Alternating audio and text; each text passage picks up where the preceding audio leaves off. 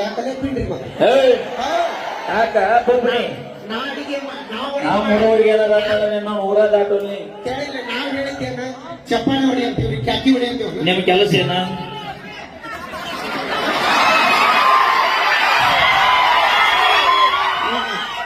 ನೋಡು ಅವಮಾನ ಮಾಡಿದ್ರೆ ಹೋಗ್ಬಿಡ್ತೀವಿ ಹೋಗಲ್ಲ ಯಾವ ಮಗ ಬೇಡ ನಿಂಗ ನಾಳೆಗೆ ಮತ್ತೊಂದು ಹೊಸ ತರ್ತೀನಿ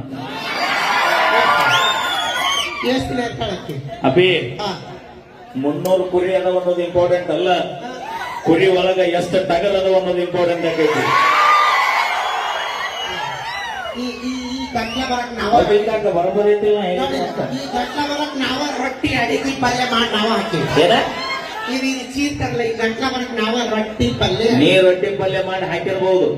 ಅದಕ್ಕೆಲ್ಲ ಶಕ್ತಿ ಅಂತ ನಾ ಹಾಕಿರಲಿಲ್ಲ ನೀ ಮಾಡಿ ಗುಬ್ಬನಿ ಇಲ್ಲ ಅಂದ್ರೆ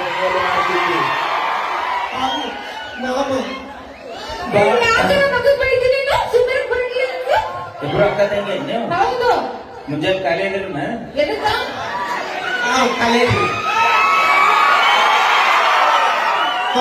ಖಾಲಿ ಇಲ್ಲೇ ಖಾಲಿ ಅದ್ರ ನೋಡ್ಲಿ ಅಯ್ಯೋ ಅವ ನೋಡು ಕೂದ ನೋಡವನು ಮಗ ಅವ್ನು ತೆಂಗಿನ ಸೂಪರ್ ಆಗ್ಯಾವಲ್ಲ ಅದ ಕಲರ್ ಹಚ್ಚ ಅವ ಏನಂತ ಗೊತ್ತಾನ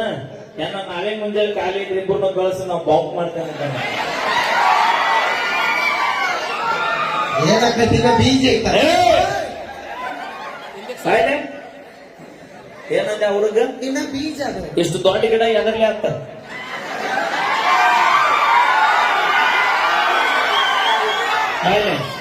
ಇದು ಗಿಡ ಎಷ್ಟು ದೊಡ್ಡದೈತಿ ಬೇವಿನ ಗಿಡ ಮೊದಲು ಹುಟ್ಟಬೇಕಾದ್ರೆ ಬೀಜ ಇಟ್ಟಿತ್ತ ಮೊದಲು ಬೀಜ ಇಂಪಾರ್ಟೆಂಟ್ ಆಮೇಲೆ ಗಿಡ ಇಂಪಾರ್ಟೆಂಟ್